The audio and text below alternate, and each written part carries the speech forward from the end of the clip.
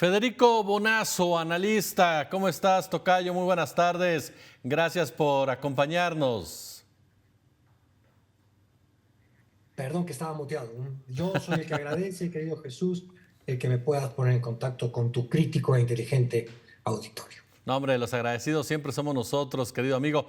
Oye, pues yo lo primero, para ir planteando, ¿qué te deja la manifestación de ayer? ¿Cuál es tu análisis, tu visión de lo que vimos ayer en la plancha del Zócalo, así como también en otros puntos de la República Mexicana?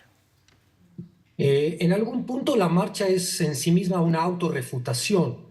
Eh, el que se pueda manifestar con semejante libertad, tanta cantidad de gente, habla de que esto está muy lejos de ser una tiranía.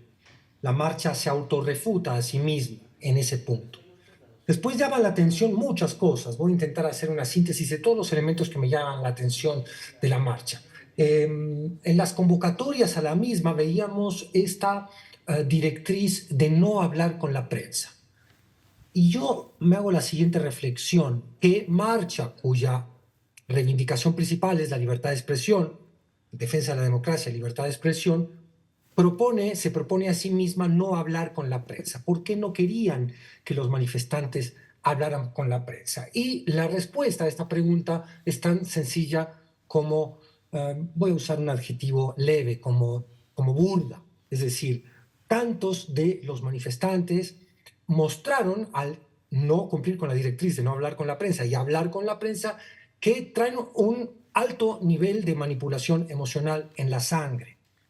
No quiero ser yo caer en la petulancia de interpretar o juzgar a la gente que se manifestó solo de manera así, que pueda parecer como si me colocara en un escalón moral por encima de ellos.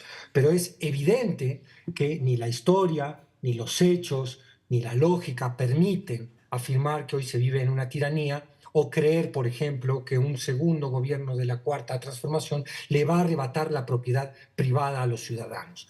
Esas son campañas del miedo, terrorismo mediático directo, propaganda hecha a través de terrorismo que influye profundamente en el estado de ánimo de los electores, de los futuros electores y de los ayer marchantes. Eso no es un juicio moral que se hace desde la indolencia de esta mesa de análisis, sino que es un compartir las pruebas. Muchísimas, tantísimas de las personas que hablaron con los reporteros espontáneos que fueron a la marcha, terminaron confesando y compartiendo una sola misma idea, el miedo, el temor a que ahora sí venga la venezuelización de México, de que ahora sí me quiten mi propiedad privada, de que ahora sí México entre en una crisis económica que nunca llegó en este sexenio. Es decir, no cumplidos todos los temores instalados en la población por parte de una oposición muy vil con la democracia misma, porque mentir no puede ser una actitud democrática, no cumplidos esos temores, ahora buscan reinstalarlos con motivos electoreros, que demuestran, y con esto acabo esta primera intervención, que mucho más que un programa democrático, a gran parte de esta oposición la motiva únicamente el regreso al poder por el poder. Oye, Federico, ¿contra qué se mueve esta oposición? Ahorita decías, se motiva con regresar solamente al poder, pero de repente cuando uno escucha a varios de sus asistentes, no me refiero propiamente a las figuras políticas que están en el candelero, me refiero a muchos de los que bien señalas dieron entrevistas aun cuando había la indicación de que no las dieran, y que parece de repente como que lo que ellos no quieren es a un personaje como Andrés Manuel López Obrador, es decir, una especie de odio hacia lo que representa Andrés Manuel López Obrador. Ayer que tuvimos la oportunidad de ver, de escuchar lo que estaba sucediendo en esta manifestación, llamaba mucho la atención precisamente ese tipo de expresiones cuando hacían las preguntas sobre Andrés Manuel particularmente, el tono hasta cambiaba, el tono ya de denuncia se volvía hasta visceral. Correcto. Mi interpretación es que hemos vivido a lo largo del sexenio y mucho antes, cuando López Obrador empezó a postularse y a instalarse como una figura política de real desafío a un régimen yo diría económico más que político, para que podamos distinguir de qué estamos hablando. El oponer resistencia a la voracidad del mercado, a la codicia de las grandes corporaciones, a una sociedad mexicana donde unas élites concentran una enorme cantidad de riqueza a cambio de la humillación directa de enormes mayorías. Cuando surge un candidato que se propone desafiar ese statu quo, comienza una enorme campaña de difamación que pasa, ya lo sabemos, por el intento de desaforarlo, de quitarle sus derechos políticos, por una cantidad de libros que se publican, de artículos que se publican y de acción en las redes donde se lo quiere comparar con otros personajes de la historia de la izquierda latinoamericana con los que no tiene comparación. Nunca pudieron encontrar qué era López Obrador, qué era ese objeto de su bronca, sin poder disimular que esa bronca está sustentada en lo que yo decía recién, en el desafío que López Obrador ha hecho. Después podemos analizar si ese desafío es más profundo, menos profundo, ese es otro tema, pero sin duda es la primera vez que hay un gobierno que desafía al gran poder corporativo y económico en este país.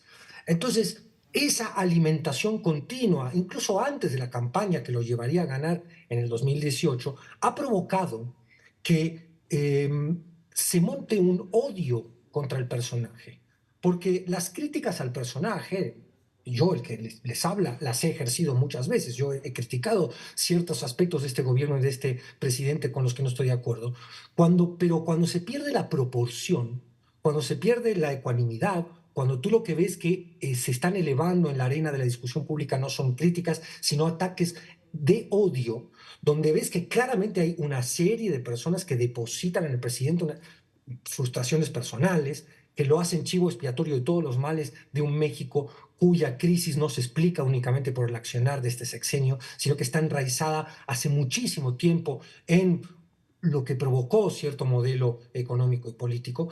Esa feroz crecida del odio ante López Obrador se convierte también en un nutriente electoral, en un usufructo político para estas élites que, como yo decía, quieren regresar al poder por el poder. El poder por el poder significa, por supuesto, registrar una serie de privilegios, de contubernios que tenían con el Estado. Tantas de estas firmas y de grandes empresarios se hicieron gracias a el usufructo del bien público usando como vehículo al Estado.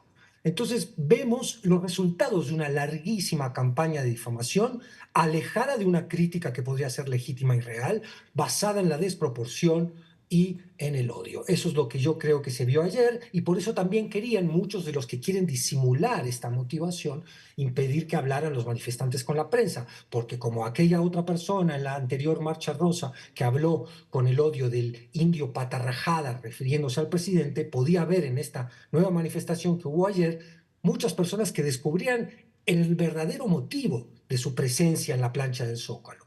¿Qué es el del odio? El del odio concentrado hacia un presidente, hacia una persona. Federico, ¿qué tiene que hacer Morena después de lo que pasó ayer? A final de cuentas, se llenó el Zócalo, la oposición se envalentona, habla de que otra vez habla de que hay tiro, de que están aglutinados en el anti-López Obradorismo, aunque no lo reconozcan públicamente como tal. ¿Qué sigue para Morena? ¿Qué sigue? Incluso me voy un poquito más allá, sabiendo tu expertise en la materia. ¿Qué sigue para la izquierda cuando la derecha toma la calle? Excelente pregunta. Yo creo que lo peor que puede hacer la izquierda es responder con las armas del terrorismo mediático y propagandístico que usa la derecha.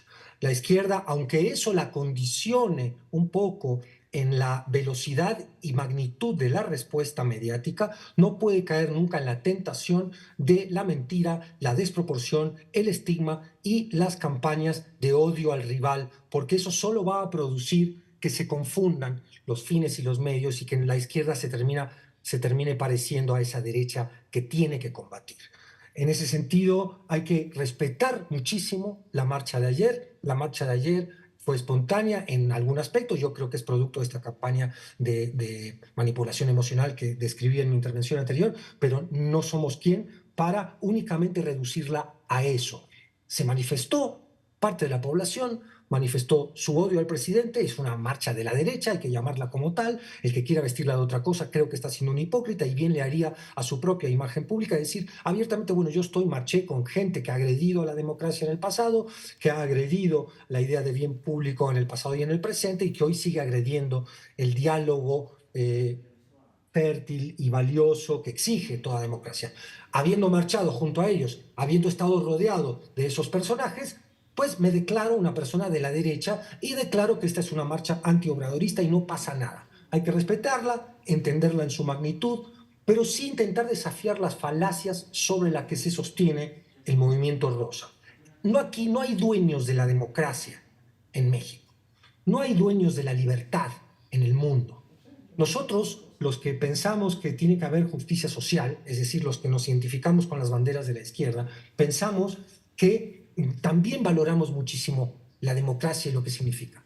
En este país, en nuestro querido y adolorido México, la defensa de la democracia ha costado vidas y muchos de los que han atentado contra esas vidas y contra esas libertades democráticas están hoy fomentando la palabra democracia, disque defendiéndola e intentando robarse el diccionario. ¿Qué debe hacer Morena? ¿Qué debe hacer la izquierda? Bueno, que no son lo mismo, además, la izquierda que Morena. Morena sería una de las izquierdas y solo sería una de las izquierdas si no sucumbe a ciertas tentaciones muy de derecha que a veces vemos en sus propias filas. De entrada, las listas que hemos visto que propone Morena para el próximo proceso legislativo, pero esa es otra discusión. La izquierda no debe caer en la vileza, si se dice defensora de la democracia, debe promover un diálogo leal, donde se apoyen los ciudadanos para discutir y deliberar las opciones políticas que tienen enfrente en la evidencia, en los hechos y en la historia. Nunca en el terror a perder la propiedad, en el terror a que esto se convierta en un país que no se puede convertir y a que tengamos cierta madurez política, cierta madurez cívica de comprender realmente dónde está la defensa de la democracia hoy, si está en el Estado o en el mercado, si está en Morena o en la oposición. Para mí no hay duda de que tantas de las figuras que hoy están en Morena, a pesar de las críticas que acabo de hacer a la misma Morena, encarnan mucho más la defensa de la democracia que tantas otras que están en el bando de la oposición y que fueron agresores directos de la República, de la Constitución y de la democracia misma. Mi querido Federico Bonazo, te lo digo siempre de frente, es un placer escucharte, platicar contigo y aprender de ti. Te agradezco muchísimo que engalanes también este espacio de Noticias 360. Yo soy el agradecido, querido amigo, que sabes que es recíproco, respeto muchísimo el trabajo de verdadero periodismo independiente que tú haces. Te mando un gran abrazo. Fuerte abrazo, me quedo Federico Bonazo. Y siguiendo con más noticias, Manlio Fabio Beltrones